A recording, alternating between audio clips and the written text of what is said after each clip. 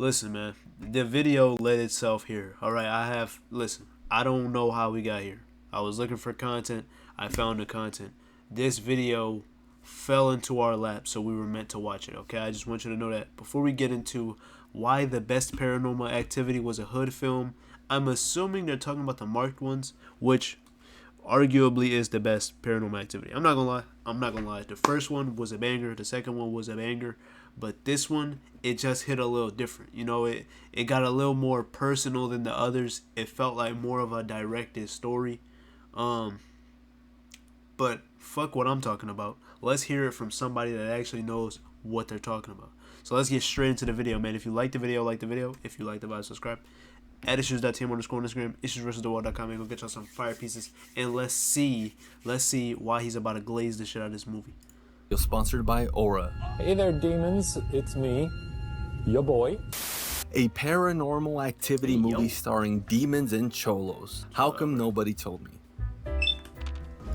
Wait, what did he say? Starring demons and cholos. How come nobody told me? I think hopefully he explains the end of the movie, because I have no idea what happened. Subscribe to the who? Nigga, is this you? The old Barillo. Throw some food. What are you selling? What happens at... Come on, bro. The barrio, bad things happen when the sky turns black. Oh. You want penis enlargement pills? Come on, fool. How come nobody told me that this was pretty damn entertaining and scary? But how do we get here? How do we go from a boring middle-class suburban couple to the hood? That's not great, but it is pretty damn entertaining. Well, let's start at the beginning. Back in 2007, Paranormal Activity came out, and it was unique and scary.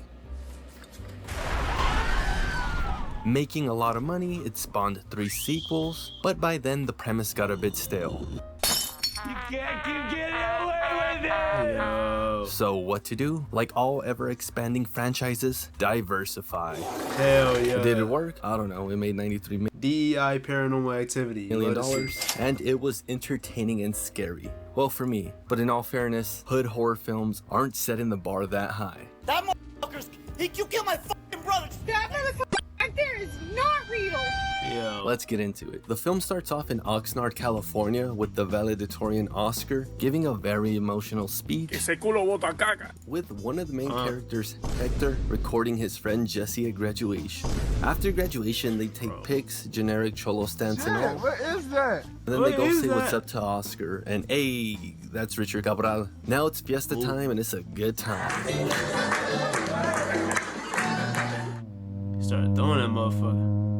In the middle of all of this, they're also talking trash and chisme about their downstairs neighbor Ana, who might be a witch/bruja. The next day, Jesse and Hector are in the street doing hood rat stuff and being chased by cholos. Okay. It's an entertaining time. In the middle of all of this, they see Oscar leaving their weird brujeria neighbor's apartment house.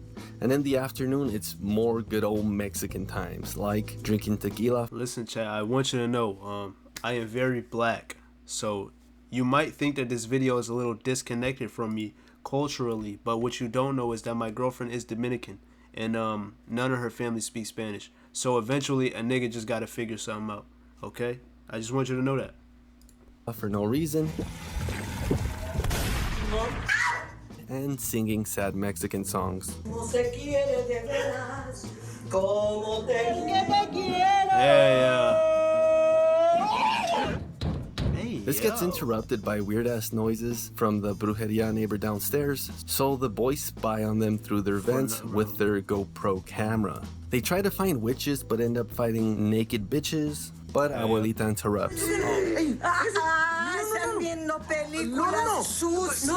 Oh, come on, I'm trying to see too. Now the old brujeria neighbor lady is doing some brujeria witch work, but she's old and wrinkly and ruins the mood. I just lost my boner, man. My dick's soft like forever. And then the following day, they tell their friend Marisol the drama and chisme, so they go mess with the weird lady even more.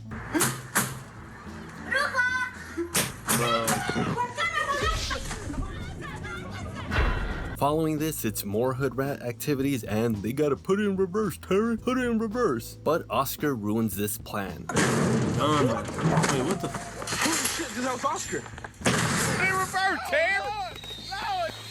Turns out that Oscar wasted that weird witch lady, neighbor, and now it's a crime scene. Later, they're speculating about what happened, and at night, the boys smoke up some mota and decide to go check up the neighbor's apartment / murder scene, and... Do that shit, man. Like he's so scared. Shut up. they find some weird stuff It's like a nursery.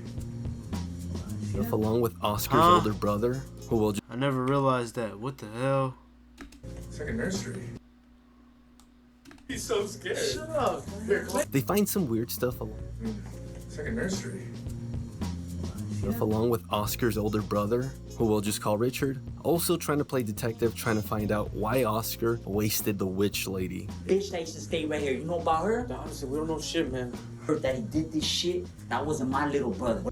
In the morning, Jesse wakes up with a bunch of weird ass stuff like a bite mark, bloody sheets, and his favorite Chihuahua now scared of him. Growling at you. We don't like you anymore, man. Oh.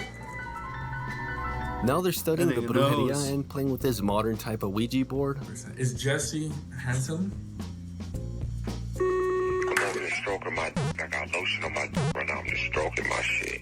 I'm horny as fuck, man. I'm a freak, man. Abuelita catches them though and gets mad. Can't blame her though. The day after this, the homies are playing basketball but get pressed by this grown ass cholo homie who's like 45 years old pressing these teenagers. Check out the backpack. Listen, yeah, I know you ain't out here playing basketball, nigga. I know you ain't out here playing basketball, nigga. Shouldn't you be at home, fool? Fuck is you playing basketball for, fool? You know where you at, Holmes? I'm sorry, was that insensitive? I apologize. Fight back! You know that shit was accurate though. He looked like the type of fool to brag about it too to all his homies. But not this time because the ghost protects Jesse. Stop me! Stop! Damn. Later on, they try to review the footage of what just happened, but they can't because their laptop gets hacked and their online identity gets stolen. But worry not, because this video is sponsored by Aura. Dealing with the Aura, how do you handle yeah. ghosts? Well, it's nice to holy well, that's by the scammers, social media protection. You know what else special? Wait and be for today. And so now they go and interact with the paranormal again. Did you mess those guys up at the park? Are you my guardian angel?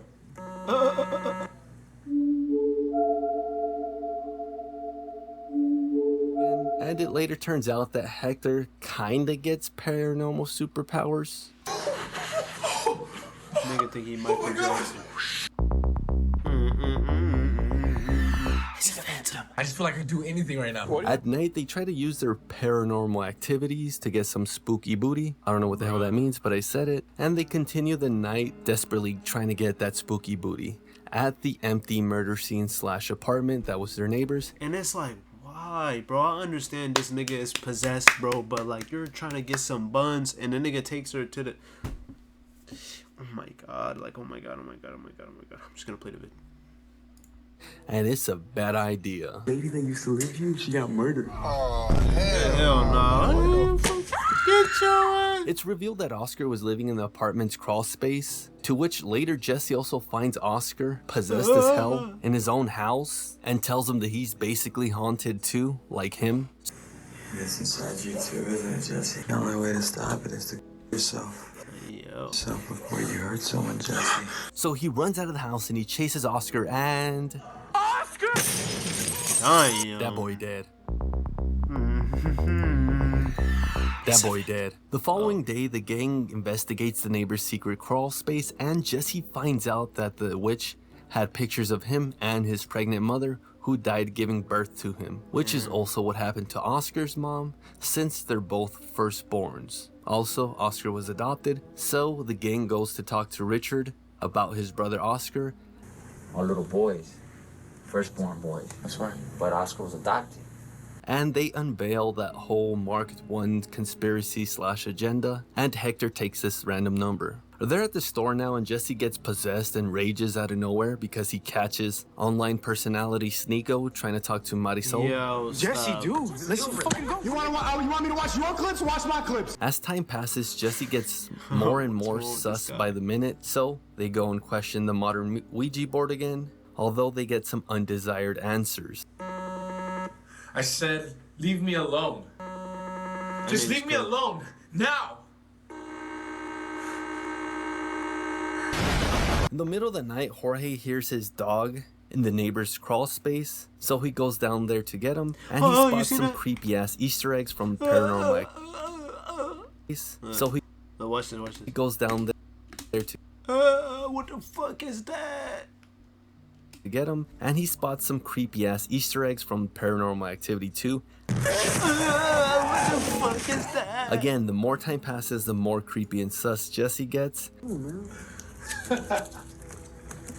What the fuck? Oh.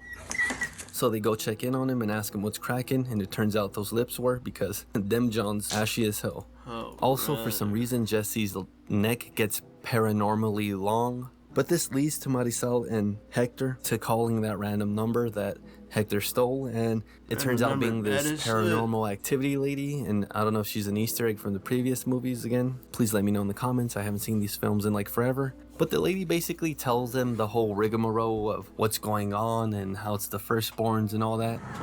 He'll perform a final ritual, and then he'll go back to normal. He won't be Jesse. Anyways, they talk this up to Abuelita, and she goes to one of those Mexican candle shops, you know, the ones, don't act like you've never been in one of those, and they give her some holy eggs to crack on Jesse. Hey! Doing this makes him go sicko mode though. Jesse! Oh my god.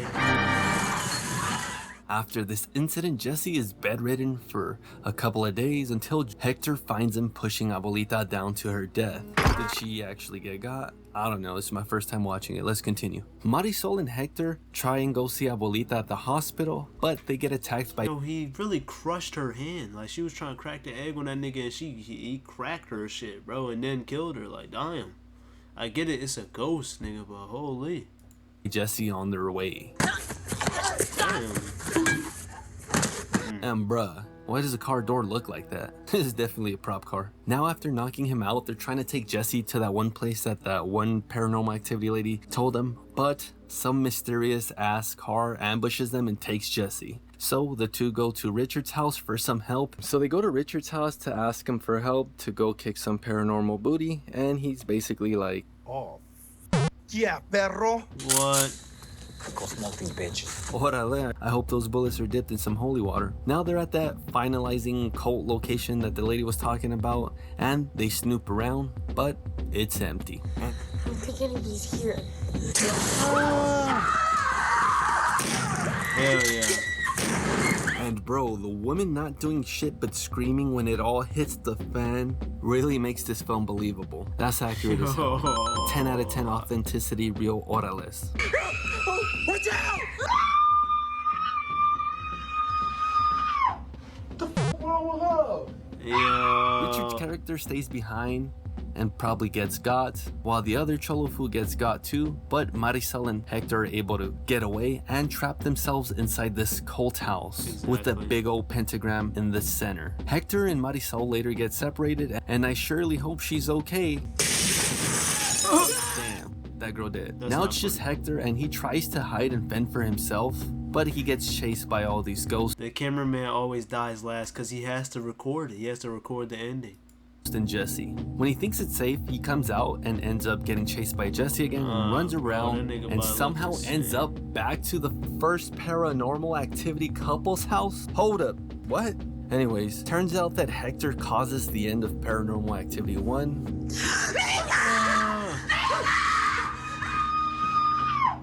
The fuck wrong with her? Oh god. You guys seen the ending, then you guys know what I'm talking about. And while he's running from the lady, he ends up being eaten by Jesse. And then some random ass lady turns off the camera, and the film ends at that. So what the hell was this all for? Can somebody please explain? Overall, Paranormal Activity Marked Ones was a pretty damn solid and surprisingly good film. I think there's like 6 films total in the series, and I honestly only remember watching like the first 2 or 3. But the only problem with those were that they were a little too monotone and nothing would happen in the end. Just a small little minuscule paranormal event. And then something big would happen, which would make that big scene that much more scary. But if I'm being honest, the rest of the movie kind of boring. But here, the hood elements kind of keep it entertaining throughout the whole entire film. Like, not gonna lie, shit had me intrigued the whole way. And another thing that I honestly liked about the film was that it actually had dangerous threats. Like, remember in the other films, it was just like a small little thing that would happen here and there. But here it's like, damn, how are you gonna protect yourself from this shit? That's what I like, where movies where the threats are actually a threat too. You know, like if it's a masked killer who goes into your house, what are you gonna do? Boom, obviously. Literally. But with ghosts and brujeria and magic and all that, like, how do you defend yourself from that?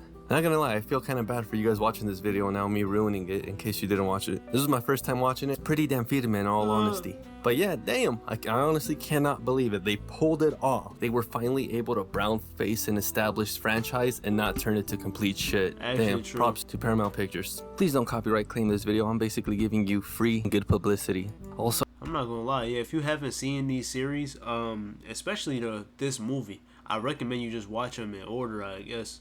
Or maybe 1, 2, 3, then you watch, oh